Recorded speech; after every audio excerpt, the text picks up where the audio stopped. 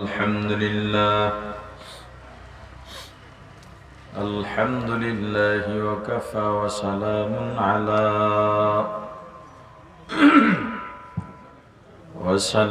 على عباده الذين اصطفى أما بعد فأعوذ بالله من الشيطان الرجيم بسم الله الرحمن الرحيم قل إن كنتم تحبون الله فاتبعوني يحببكم الله ويغفر لكم ذنوبكم والله غفور رحيم صدق الله العظيم. وقال النبي صلى الله عليه وسلم من أحب سنتي فقد أحبني ومن أحبني كان معي في الجنة أو كما قال النبي عليه الصلاة والسلام وصدق رسوله النبي الكريم. সকলে মুহাব্বতের সাথে দুরূদ শরীফ পড়ি। আল্লাহুম্মা সাল্লি আলা মুহাম্মাদ وعلى آل محمد كما صليت على إبراهيم وعلى آل إبراهيم إنك حميد مجيد. সবাই কেন পড়েন না? কি সমস্যা? সবাই পড়েন। اللهم بارك على محمد وعلى آل محمد كما باركت على إبراهيم وعلى آل إبراهيم إنك حميد مجيد. الحمد لله. ভৈরবগঞ্জ বাজার খাদিমুল কোরআন পরিষদের উদ্যোগে তৃতীয় বার্ষিক ওয়াজ মাহফিলের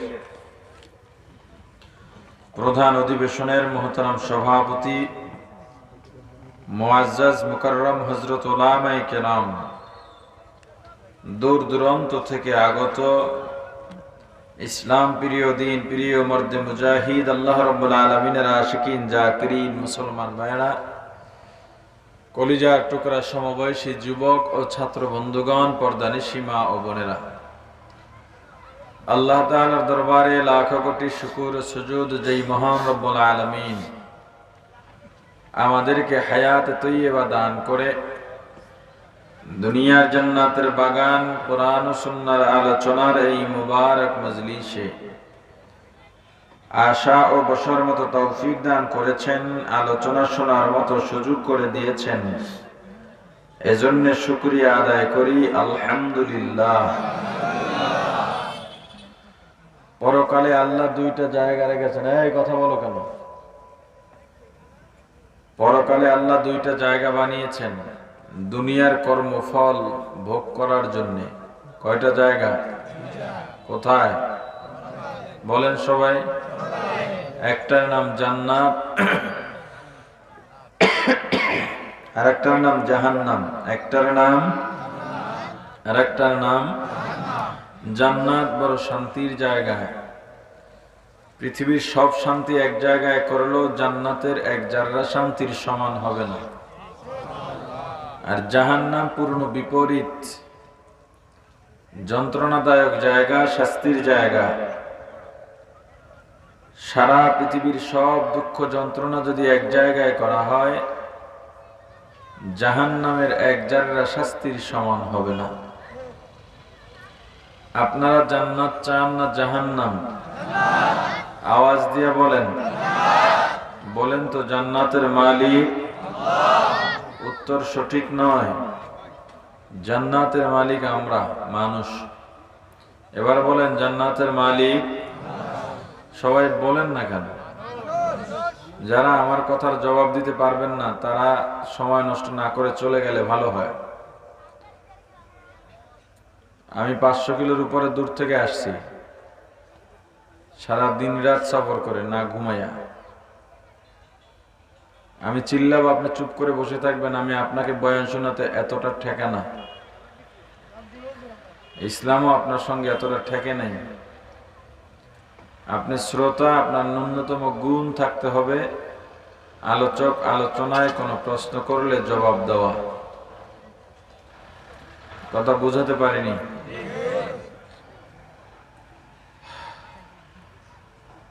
বলেন জান্নাতের মালিক। এই মানুষের মাঝে কোনো শ্রেণী বিভেদ নাই, মুসলিম অমুসলিম নাই, নারী পুরুষ ছোট বড় নাই, ইমানদার বেঈমান নাই। আল্লাহ পৃথিবীতে যত মানুষ এসেছে, বর্তমানে আছে, ভবিষ্যতে আসবে, সবার জন্যই জান্নাত বানাইছেন।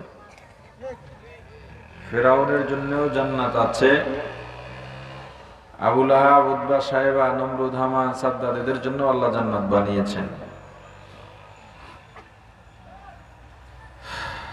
জান্নাতের মালিক। তবে জান্নাত বানিয়েছেন কে? কাদের জন্য বানিয়েছেন? জোরে বলেন। আল্লাহ জান্নাত বানিয়েছেন আমাদের জন্য। একটা খটকা লাগতে পারে যে ফেরাউনের জন্য জান্নাত, এটা তো জীবনে শুনিনি। এই খটকা বা এই কৌতূহল আপনার দূর হবে কিছুক্ষণ পরেই ইনশাআল্লাহ।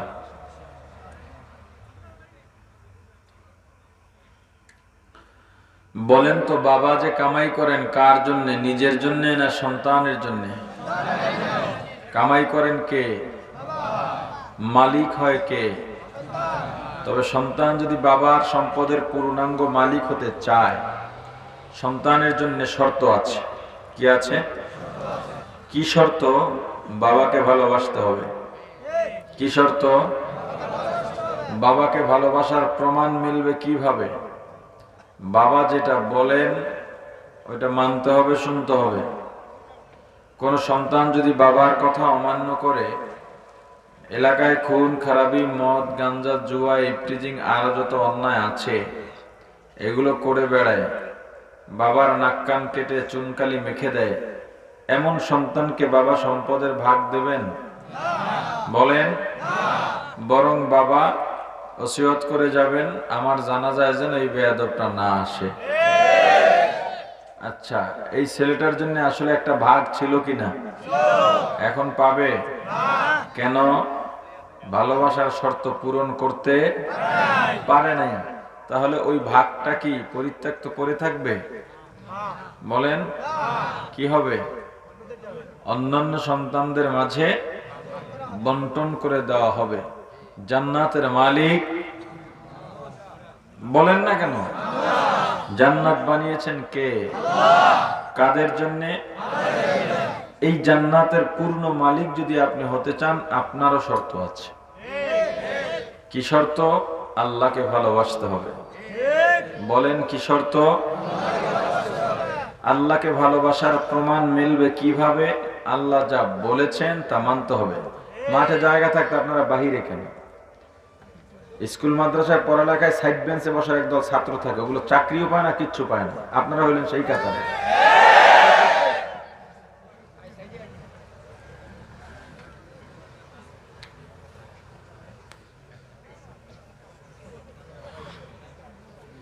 জান্নাতের পূর্ণ মালিক হতে শর্ত কি? বলেন না। আল্লাহকে ভালোবাসার প্রমাণ কিভাবে মিলবে? আল্লাহ যা বলেছেন তা আমল করতে হবে। এখন যদি কোনো বান্দা আল্লাহর আদেশ নিষেধ না মানে, মিথ্যা, হারাম, সুদ, ঘুষ, অন্যায় এগুলোর মধ্যে ডুবে থাকে, শিরিক, বিদআত, আল্লাহ কি তাকে জান্নাত দেবেন? এবার দেখেন বুঝে আসে কিনা, ফিরাউনের জন্যও আল্লাহ জান্নাত বানিয়েছিলেন, কিন্তু এখন পাবে? নমরুদ, হামান, সাদ্দাত, তাহলে ওই জান্নাতগুলো কি তালাবদ্ধ পড়ে থাকবে? কি হবে? যারা ভালোবাসার শর্ত পূরণ করতে পারবে তাদেরকে আল্লাহ ওই জান্নাত বোনাস হিসেবে দিয়ে দেবেন। এখন শর্ত হলো কি? আল্লাহকে ভালোবাসা। বলেন শর্ত কি? সবাই বলেন। আচ্ছা, আপনার পছন্দ, যার যার পছন্দ নিজে বলে দেয় না অন্য কেউ বলে? হ্যাঁ, আমার পছন্দ আমাকেই বলতে হবে। আপনি তো আর আমার পছন্দ জানেন না।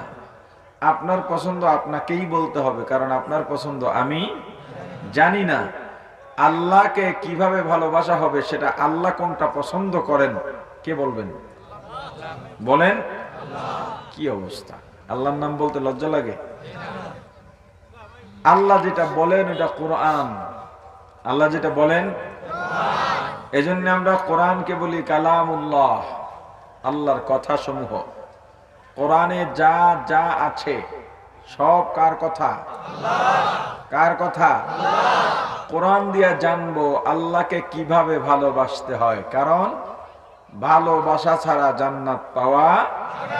কার ভালোবাসা?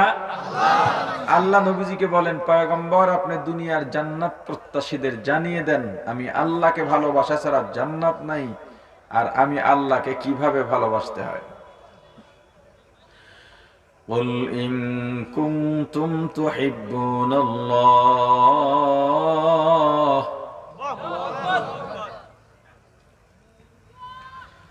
فاتبعوني يحببكم الله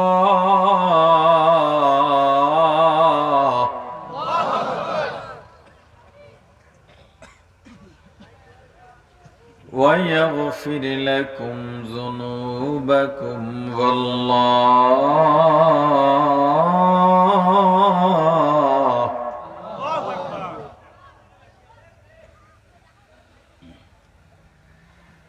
ويغفر لكم ذنوبكم والله غفور رحيم।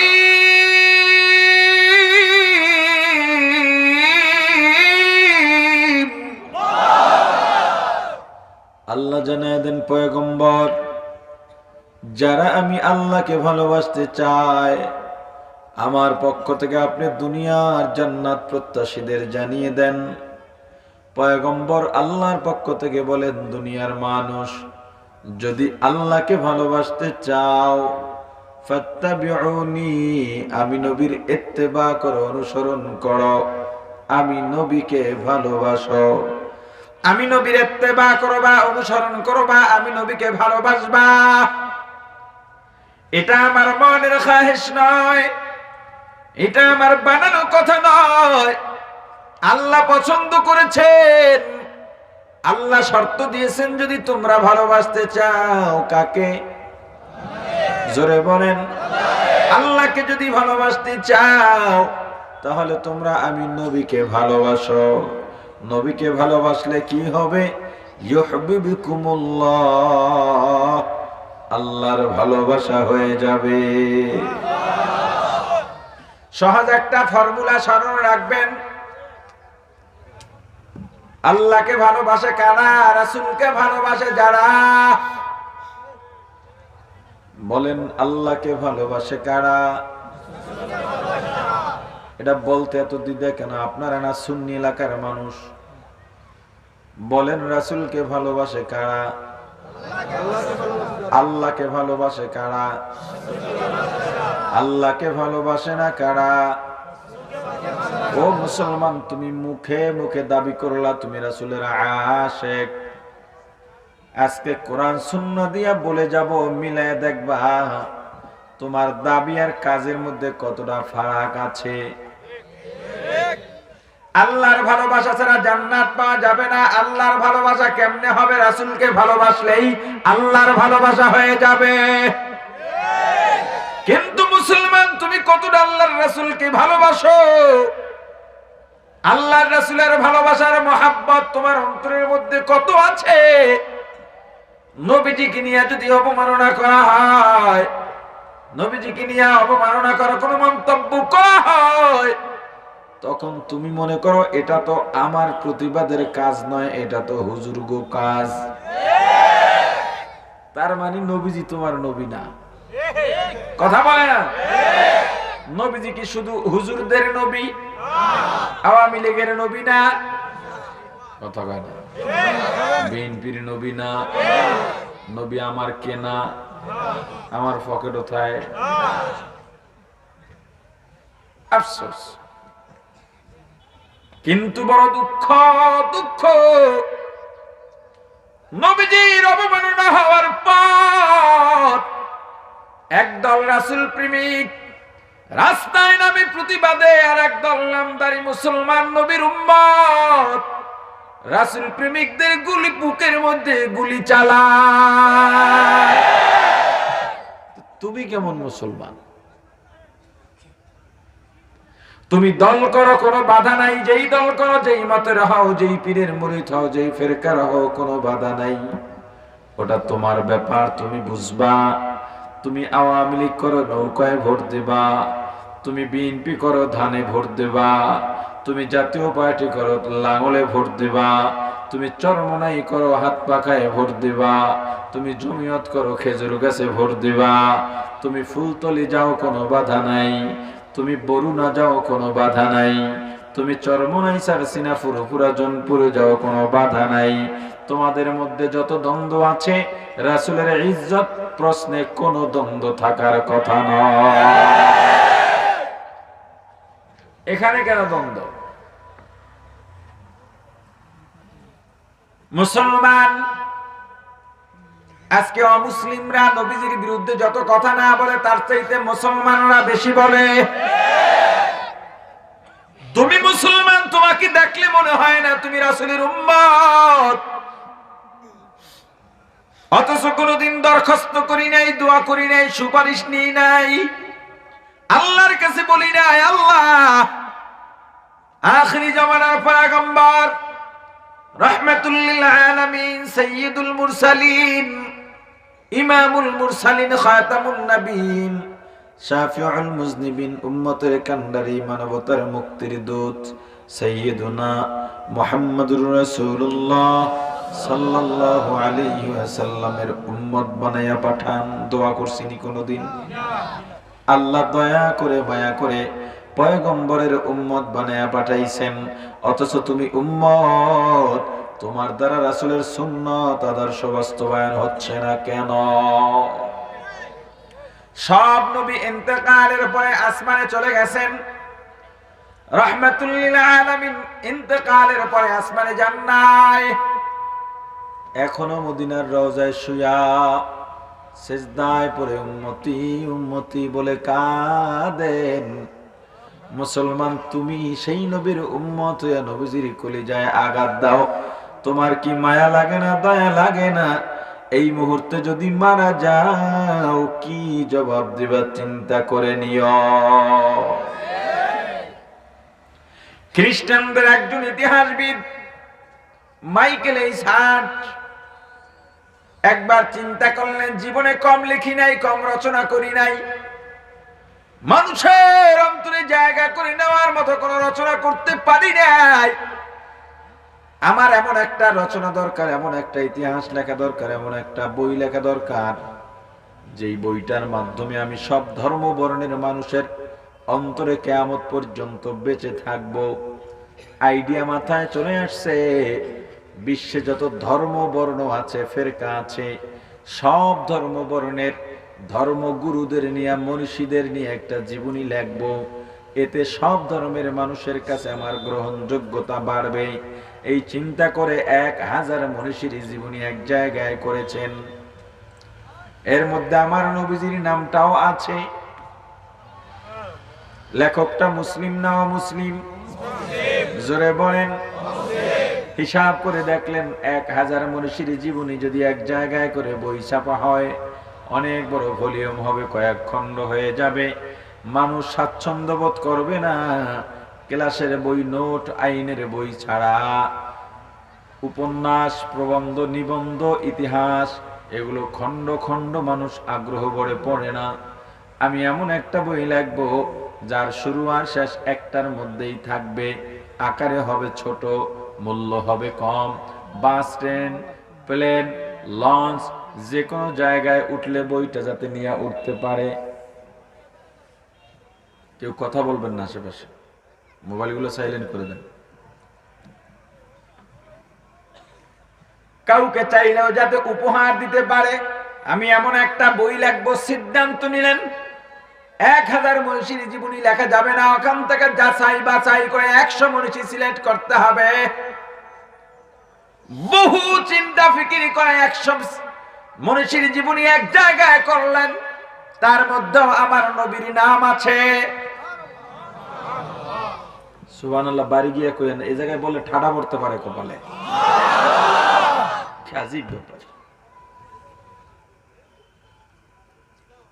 সুবহানাল্লাহ বলে রক্ত কমছে? টাকা দেওয়া লাগছে? পুলিশে ধরবে? কেন বলেন না? কি সমস্যা? নির্বাচনের সময় 100 টাকার একটা কালা নোট পাইয়া নৌকার জানি শেষ করে পাচার কাপড় উল্টে যায়, চিল্লেন আল্লাহ পান, লজ্জা করে না? সুবহানাল্লাহ বলার সাথে সাথে জান্নাতে একটা বাগান তৈরি হয়ে গেছে। এরপরে বলে না কি যে অবস্থা, গুতাইয়া গুতাইয়া এরপরে বাড়ি করতে হয়। আপনারা বাইরে কেন? খুব কষ্টে আছেন আপনারা?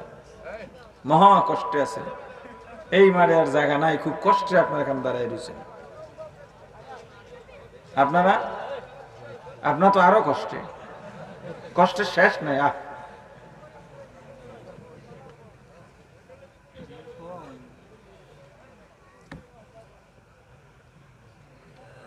মাইকেল এই 7 বই লেখলেন, নাম দিলেন দি 100, বিশ্বের শ্রেষ্ঠ 100 মনীষী।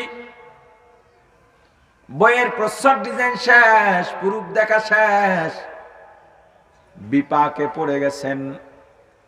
বইয়ের সূচিপত্র সাজাতে গিয়া চিন্তা করছেন, আমি খ্রিস্টানদের শীর্ষস্থানীয় ইতিহাসবিদ, 1 নম্বরে যার নাম লিখব, যার জীবনী দেব, আমার অনুরাগী ভক্তরা, আমার সমর্থকরা তার আদর্শ ফলো করবে। অতএব কোনো ভুল মানুষের নাম প্রথমে বসানো যাবে না। তিনি চিন্তা করে কিছুই কুল পাচ্ছেন না। এরপরে সিদ্ধান্ত নিলেন, আমি একটা ক্যাটাগরি করব, দেখব কোন ক্যাটাগরিতে কার মান উঁচু।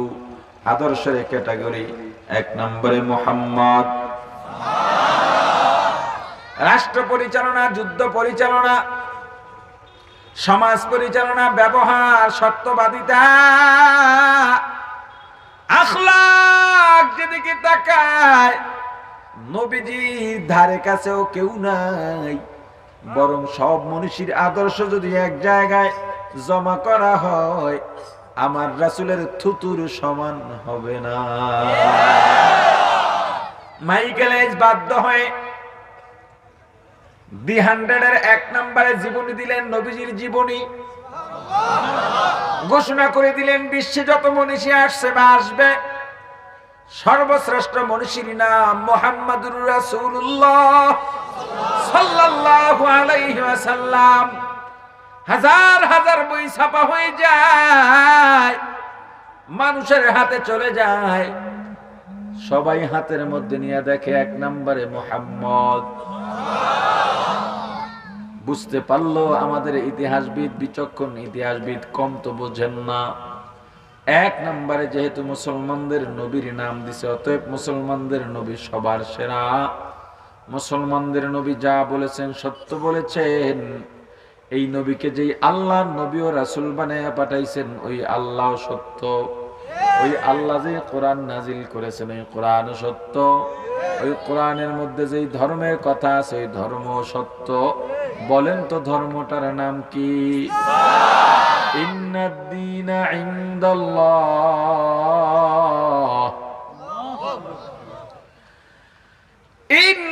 ইন্নাদ-দীনা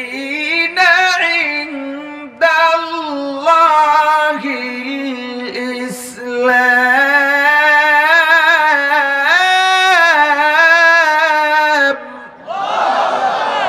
দরবারে গ্রহণযোগ্য মনোনীত ধর্মের নাম হলো ইসলাম। অসংখ্য খ্রিস্টান যুবক যুবতী দি 100 পরে মুসলমান হয়ে গেল। খ্রিস্টান লিডারদের মাথা গরম হয়ে যায়, জরুরি মিটিং ডাকা হয়, মাইকেল এইসারকে তলব করা হয়। তুমি আমাদের ইতিহাসবিদ হওয়ার পরেও মুসলমানদের নবীকে নিয়ে কেন বই লাগছো? আমরা তো সব সময় মোহাম্মদ নবীর শত্রুতা করে বেড়াই, তুমি কেন বই লেখলা? মাইকেল এইসার্টের সাফ জবাব, আমি একজন ইতিহাসবিদ, ইতিহাস বিকৃত করতে পারবো না। আমি যদি ইতিহাস বিকৃত করি আমার চরিত্রের সঙ্গে একটা কলঙ্কের দাগ পড়ে যাবে জীবনে, আর মানুষ আমার নাম সুনামের সঙ্গে স্মরণ করবে না। আমি যেদিকেই তাকাইলাম মুসলমানদের নবী মুহাম্মদ নবীর উপরে দুনিয়াতে কেউ না। আমরা ওই নবীর উম্মত। আমার কি বারবার বয়ান বন্ধ করে এই ডিউটি পালন করতে হবে যে আপনারা ওদিকে বসেন? আপনারা নাই কেউ কমিটির লোকজন, স্বেচ্ছাসেবক?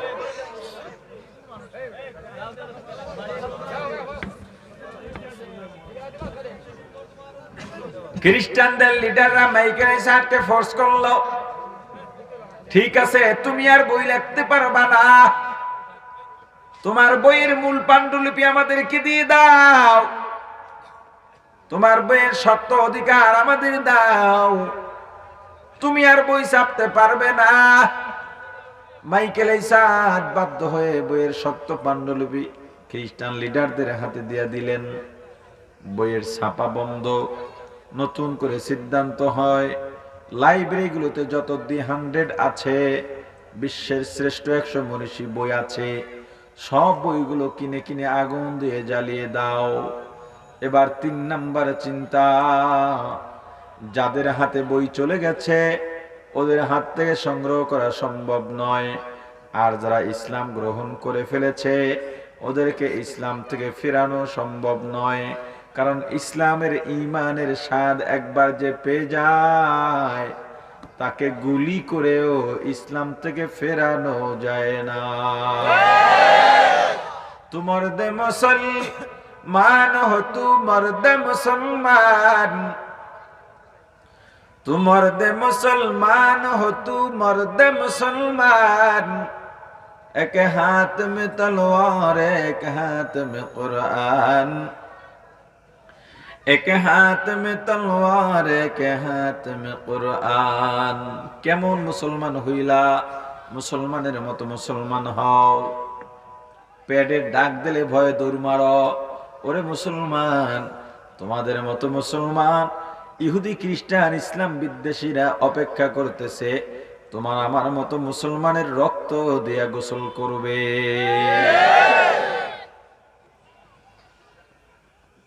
যারা মুসলমান হয়ে গেছে তাদের এখন আর ফেরানো যাবে না। তাহলে বৈঠক কেন? বলে বৈঠক হলো যারা এখনো দ্বিধা আছে, বিভ্রান্তিতে আছে, মুসলমান হবে কি হবে না, এরা যাতে আর মুসলমান না হয়, এদেরকে কিভাবে ফিরানো যায়, কি করতে হবে? প্রতিবাদ দরকার। সব প্রতিবাদ হরতাল দেয়া হয় না, সব প্রতিবাদ সমাবেশ দেয়া হয় না, সব প্রতিবাদ অবরোধ সমাবেশ দেয়া হয় না। কিছু কিছু প্রতিবাদ কৌশলে হয়। কি কৌশল? বলে মাইকেল এইসার বই লেখছে, আমরাও বই লিখবো। সব লেখকরা হাত উঠাইছে, আমরা লিখতে চাই। কে না চায় ইতিহাসের পাতায় নাম লেখাইতে, মুহাম্মাদের বিরুদ্ধে বই লিখবে?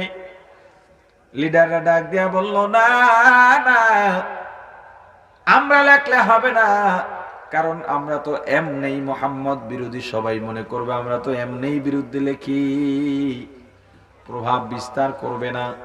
তাহলে কি করা যায়? বলে একজন মুসলমান খোঁজো, একজন মুসলমান খোঁজো, শুধু মুসলমান না, মেধাবী মুসলমান খোঁজো। মুসলমান দিয়া মুসলমানের নবীর বিরুদ্ধে লেখাবো। তুমি আছো ফেরকাবাজি নিয়া, তুমি আছো কওমি আলিয়া, কে মিলাদ করবে কে করবে না, কে ফুলতলি, কে বরুণা, কে চরমনাই, কে জমিয়ত, কে খেলাফত, কে আওয়ামী লীগ, কে বিএনপি। তোমার জানাই নাই ইসলাম বিদ্বেষীরা যখন কচু কাটা শুরু করবে তখন দলমত দেখবে না, বলবে তুই কালেমা পড়নেওয়ালা, বলবি হ্যাঁ, সাথে সাথে কতল।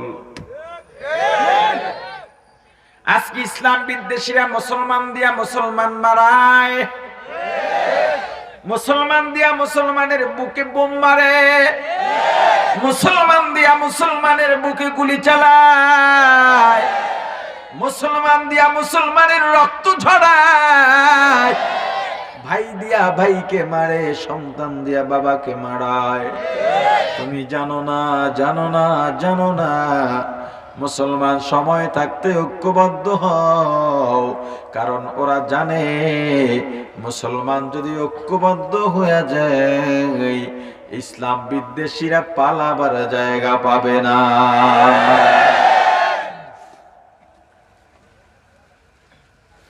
আর কত ফেরকাবাজি করবা? কি লাভ? কোনো লাভ নাই, কোনো লাভ নাই, কোনো লাভ নাই। ঝগড়া ফাসাদ করে কি ফলাফল পাইছো বলো? কবরে কি লাভ হবে একবারও হিসাব করছো নিরি আল্লাহর গোলাম? তোমার কবরে তুমি যাইবা, আমার কবরে আমি যাব। দ্বন্দ্ব কেন করো? দ্বন্দ্ব করে লাভ কি? মুসলমান ঐক্যবদ্ধ হয়ে যাও। এক লোক দুই বিয়া করছে, অনেকদিন সফর করে বাসায় ফিরছে, দুই বউ দুই দিক থেকে টানাটানি করতেছে, বলে আজকে আপনি আমার ঘরে থাকবেন, আর এক বউ বলে আমার ঘরে থাকবেন। দুই বিয়া করা ভালো না খারাপ? খারাপ। হ্যাঁ,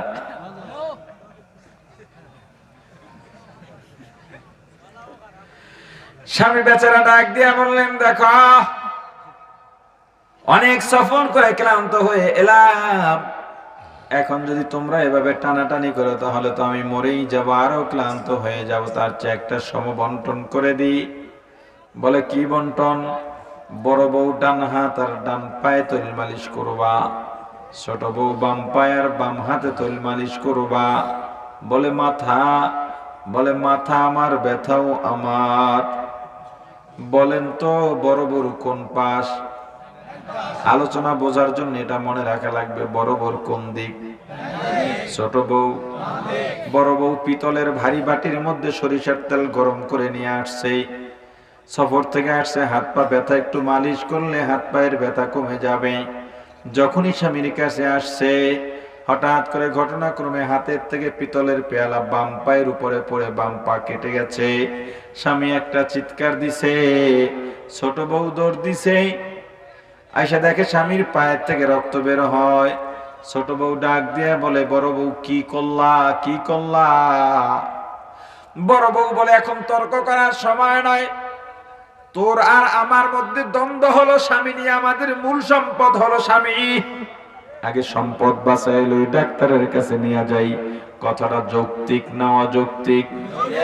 ছোট বউ বলে, হবে না, তুমি ফালাইছো ফালাইছো, তোমার ভাগের ডান পায়ে ফালাইতা, আমার ভাগের বাম পায়ে কেন ফালাইছো? আমি হার মানার পাত্রী না। বুঝা শূন্য সতীনের ঘরে আইছি, এমনি এমনি না। লাঠি একটা নিয়ে স্বামীর ডান পাও বাড়ি দিয়া ছোট বউ ভেঙে লাইছে, প্রতিশোধ নিতেছে। বড় বউ কয়, তিলে তিলে সংসার করছি আমি, তৈয়ারির উপরে ময়ূর নাচবা, হবে না, হবে না।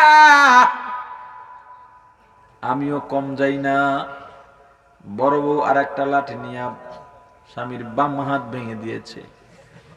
একজন ডান কান ছেড়ে আর একজন বাম কান কাটে, একজন ডান চোখ উপড়ায় আর একজন বাম চোখ উপড়ায়।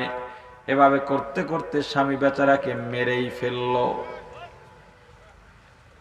যে তার নেশায় দুজন, যেই স্বামীকে নিয়ে ঝগড়া, প্রতিশোধ নিতে গিয়ে আসল সম্পদ যাকে নিয়ে দ্বন্দ্ব, সেই স্বামী যে মারা যায় খবর নাই।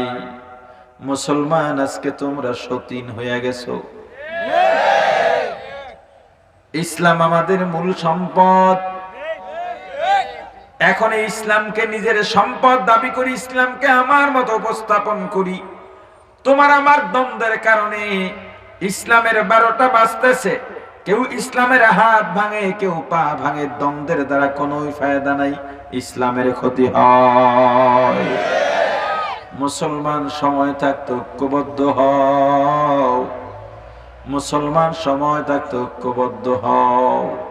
চোর চুরি করে ধনীর বাড়ি না গরিবের বাড়ি? একদিনে চুরি করে না, কয়েকদিন ইনভেস্টিগেশনে রাখে। যেদিন সুযোগ পায় সেদিন। স্বামী চাকরি করে বেতন পায় 20,000, বউ চাকরি করে বেতন পায় 40,000। বেশি কার কথা কয় না? সারাদিন চাকরি করে স্বামী স্ত্রী সন্ধ্যায় বাড়ি ফিরছে, রাতের খাওয়া দাওয়া শেষে স্বামী ডাক দেয়া বলে, বিবি মশারিটা টানাও। বউ কয়, আমি পারবো না, তুমি টানাও। যেই স্বামী বউ দিয়া চাকরি করায়, ওই স্বামী যদি বউ দিয়া রাবেয়া বসরির আচরণ চায়, পাবেনি। চোরের দল তো বেড়ার পাশে খাড়াইয়া সব শুনতেছে। স্বামী ডাক দিয়া কয়, দেখো আমি তোমার স্বামী, আমার পায়ের নিচে তোমার বেহেস্ত। বেয়াদবি করো না, বেহেস্ত দিতাম না, যাইতে ধরুন। স্ত্রী ডাক দিয়া কয়, কথা কি সত্য নাকি? কয় হ্যাঁ। কয় হুজুরের কাছে আবার যাও, গিয়া বলবা, হুজুর আমার বেতন 20, আমার বউয়ের বেতন 40। এমত অবস্থায় এই বউয়ের জান্নাত আমার পায়ের নিচে না, আমার জান্নাত আমার বউয়ের পায়ের নিচে। স্বামী বেচারা ঝগড়া লাগায় দিছে, কয় দেখো তুমি এটা ঠিক করো না, হুজুরদের কাছে সব কথা নিয়ে যাওয়া যায় না। একটা সময় তর্কে তর্কে বউ বলে ফেললো, তোমার সঙ্গে আর কথা নাই, আর কথাই বলবো না। যে আগে কথা বলবে সে মশারি টানাবে। যে আগে কথা বলবে। চোরের দল পাশে আসে না নাই? যখন কথাবার্তা বন্ধ হয়ে গেছে, চোরের সর্দার বলে, ঢুকোস না কা ঘরে, তাড়াতাড়ি ঢুক, সময় যায়। সব গুছায় লইছে। সর্দার কয়, বেটারা স্মরণ করি। কয় ওস্তাদ, সিন্ধুকের মধ্যে। কয় ল, ওটা তো তালা তালা। চাবি? কয় ভাবির শাড়ির কোটের মধ্যে। কয় খুইলান? কয় যদি কিছু কয়, কারের না, ভাবি বংশীয় মেয়ে, কথা বলার মেয়ে সে নয়, হারার মতো নয় সে। তাহলে মশারি টানান লাগবে। ভাবিও ফুইলা, তিনজনে যে কথা ঠিক, কথা কইতাম না। স্বর্ণ গহনা সম্পদ নিয়ে চোর চলে গেল। স্বামী ডাক দিয়া বলে, বিবি কিচ্ছুই তো নাই, সব নিয়ে চলে গেল। স্ত্রী কয়, মশারি টানাও। বলেন তো, মশারি টানানোটা বড় কাজ? কয় ঘন্টা লাগে? 1 মিনিটও লাগে না। ছোট্ট একটা দ্বন্দ্ব নিয়া, ঘরের সবচাইতে আপন স্বামী স্ত্রী, ছোট্ট একটা দ্বন্দ্বের কারণে সুযোগ নিয়ে তৃতীয় পক্ষ চোর ঘরের সব সম্পদ নিয়ে গেছে। মুসলমান, এই দুনিয়ার ঘরের মধ্যে তুমি আমি মুসলমান, মুসলমানের চাইতে আপনার কেউ নাই। ওরে মুসলমান ইমানদার, আজকে সামান্য সামান্য দ্বন্দ্ব নিয়া ওয়াজের মঞ্চে এক বক্তা আর এক বক্তার বিরুদ্ধে বলে, এক পীর আর এক পীরের বিরুদ্ধে কয়, এক ইমাম আর এক ইমামের বিরুদ্ধে বলে। অথচ সামান্য সামান্য বিষয়, আর এই সুযোগে আমাদের ঈমানের বেড়ার পাশে দাঁড়ায় রইছে ঈমান চোরেরা। ঐক্যবদ্ধ হও মুসলমান, ঐক্যবদ্ধ হও, মিলেমিশে থাকো, সৌহার্দ্য বাড়াও, ভ্রাতৃত্ব বাড়াও। তোমাদের এই এলাকাকে সারা বাংলাদেশের জন্য একটা মডেল এলাকা বানাও। ভৈরবগঞ্জ বাজার এমন একটা দৃষ্টান্ত স্থাপন করো, ভৈরবগঞ্জ বাজারে কোন মুসলমান আমরা এলাকাবাসী আর কোনদিন দল নিয়া, মত নিয়া, ফেরকা নিয়া কোন দলাদলি মারামারি করব না। আমরা সবাই ঐক্যবদ্ধ থাকতে চাই। রাজিনী? তুমি ভোট কেন্দ্রে গিয়া যে মার্কায় মনে চায় ভোট দাও, যেই দল মনে চায় করো, যেই পীরের মুরিদ মনে হয় মনে, যেই পীরের মুরিদ হইতে মনে চায় হও। তুমি জবাব দিবা আল্লাহর কাছে, ভালো হোক মন্দ হোক। কিন্তু ইসলাম প্রশ্ন যখন আসবে, দল বুঝি না, মত বুঝি না, সব শ্রেণী পেশার মুসলমান ঐক্যবদ্ধ হয়ে সীসা ডালা প্রাচীরের ন্যায় প্রতিবাদ গড়ে তুলতে হবে। সবাই মিলেমিশে থাকতে রাজি? এখানে যারা আছে যে আজকে থেকে আর দলবাজি, পীরবাজি এগুলো নিয়ে, আমি কারো অন্ধ সমর্থক না, অন্ধ মুরিদ না, অন্ধ ভক্ত না। আমি দিন চাই, আমার কবরে আমি যাব। আজ থেকে শুধু আমল আর দিন, আর কোন তর্ক ঝগড়া হবে না, শুধু সুন্নতের আমল হবে। রাজি আছেন কে কে? দুহাত টান টান করে উঠান। মন থেকে হাত উঠাইছেন? সবাই উঠান নাই? হাতে নাড়া দেন। হাত নামান। মন থেকে বলছেন? আমার এতমিনা নয় না। বিশ্বাস কেমনে করাইবেন? খারান দাঁড়ান সব।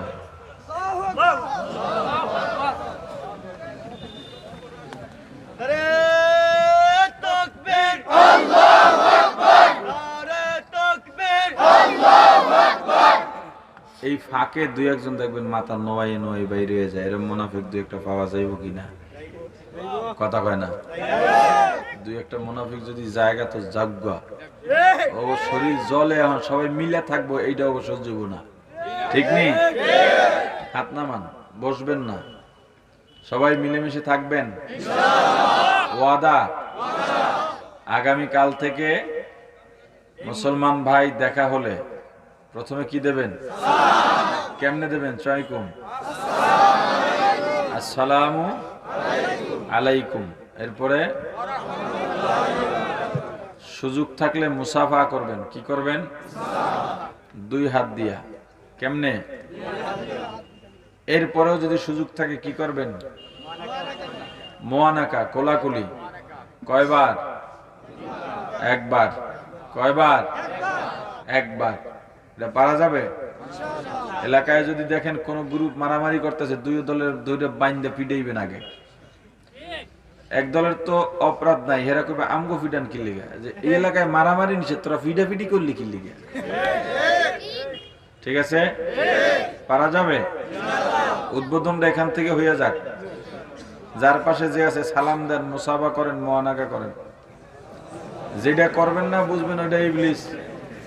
কেউ বাদ যাবে না, কেউ না, প্রত্যেকে পাশে পাশে, যার পাশে যে সালাম, মুসাফা, মোয়ানাকা। হইছে? আলহামদুলিল্লাহ বলে বসে যান।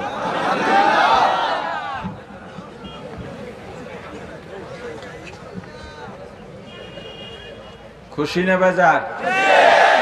জোরে বলেন আলহামদুলিল্লাহ। আরো জোরে বলেন আলহামদুলিল্লাহ।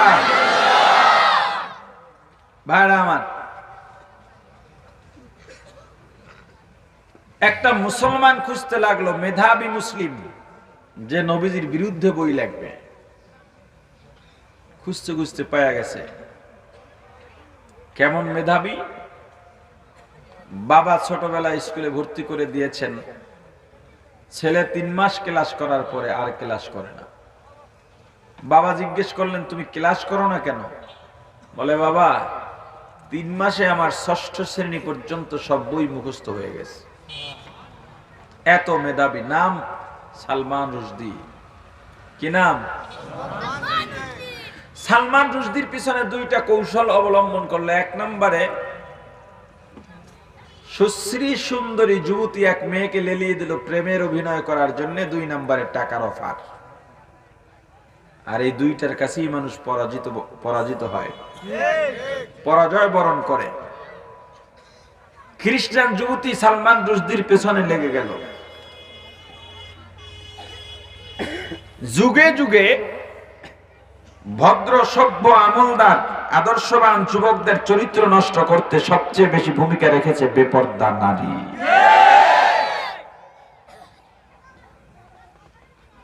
সালমান রুশদি প্রেমে পড়ে গেল। ভৈরবগঞ্জ বাজারের যুবক কে কে প্রেম করা দুটো? সবাই ভালো, সবাই ভালো। যারা প্রেম করে ওদের ঈমান নাই, যারা প্রেম করে জোরে কোন। কারণ যারা প্রেম করে একটাই আর একটারে কয় আমার হৃদয়ে শুধু তুমি। তার মানে কি আল্লাহ নাই, রাসূল নাই, কোরআন নাই, ঈমান নাই, ইসলাম নাই, আমল নাই, শুধু মুসলমান ইমানদার সালমান রুশদি প্রেমে হাবুডুবু খায়। খ্রিস্টান যুবতী যখন দেখলো হাসু বোঝে না, যুবতী ডাক দিয়া বলে সালমান তোমার কাছে আমার একটা আবদার আছে। বলে কি আবদার? একটা বই লিখবা।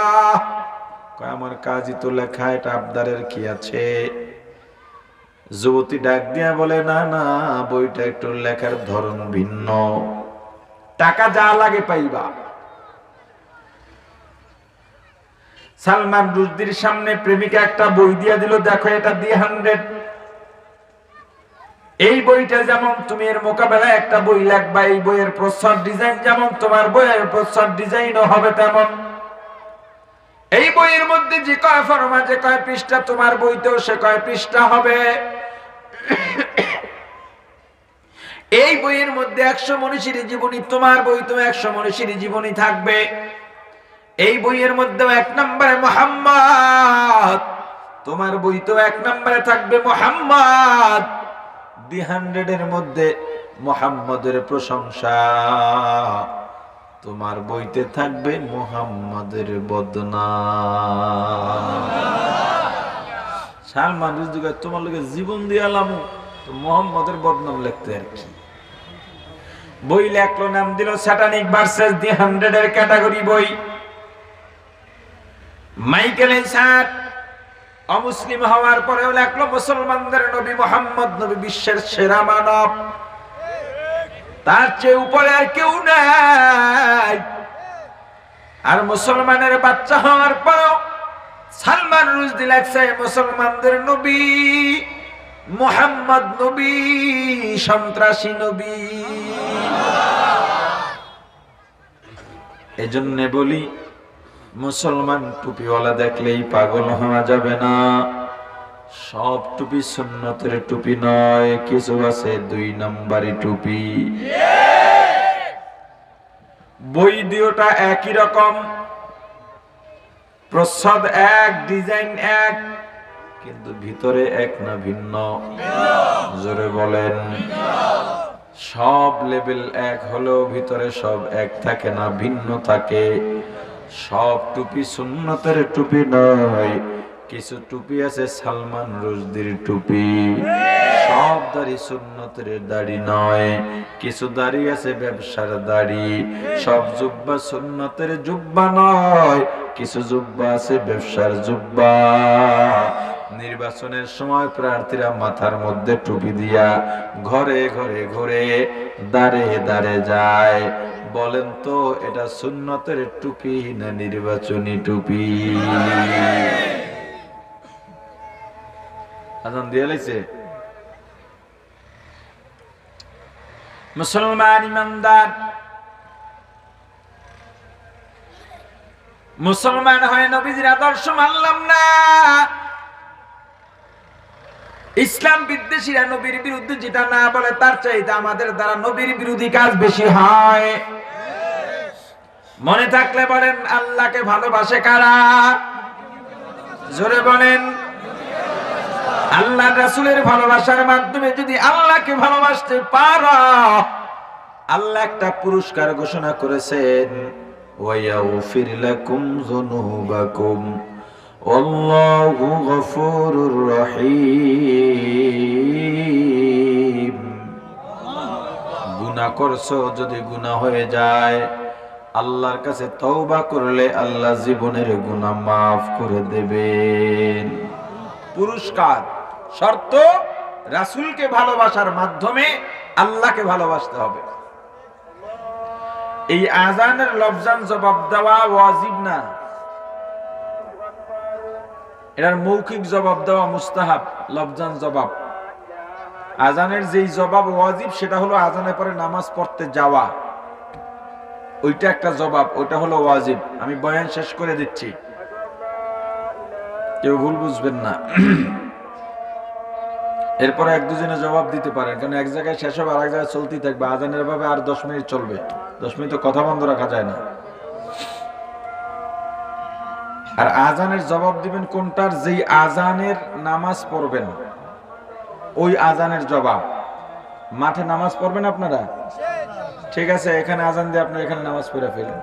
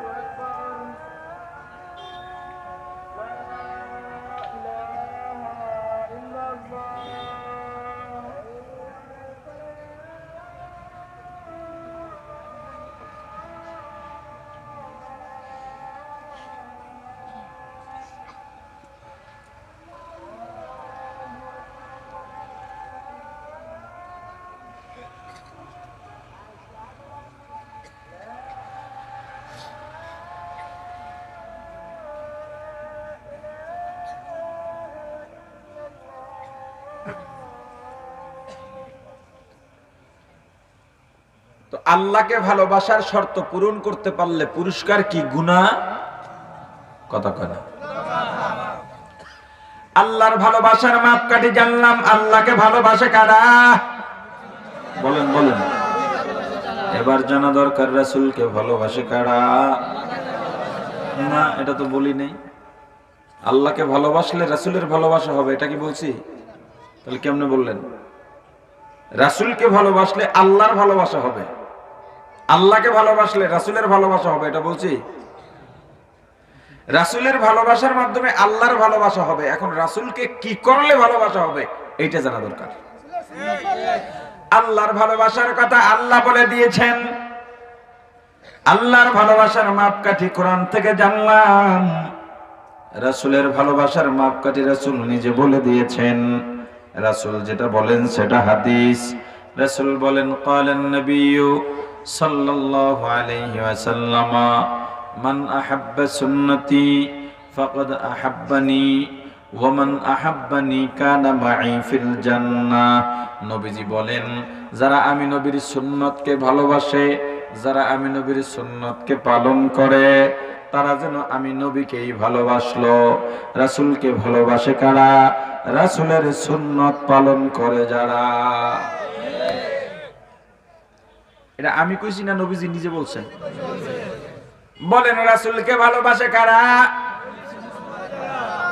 আল্লাহর রাসূলের ভালোবাসার মাধ্যমে যদি আল্লাহকে ভালোবাসতে পারো, পুরস্কার গুনাহ মাফ। আর যদি রাসূলের সুন্নাত পালনের মাধ্যমে নবীজিকে ভালোবাসতে পারো, নবীজিও পুরস্কার ঘোষণা করেছেন। কি পুরস্কার? কানা মাই ফিল জান্নাহ। যারা আমি রাসূলের সুন্নাত পালন করে আমি নবীকে ভালোবাসতে পারবে, তারা আমি নবীর সঙ্গেই জান্নাতে যাবে।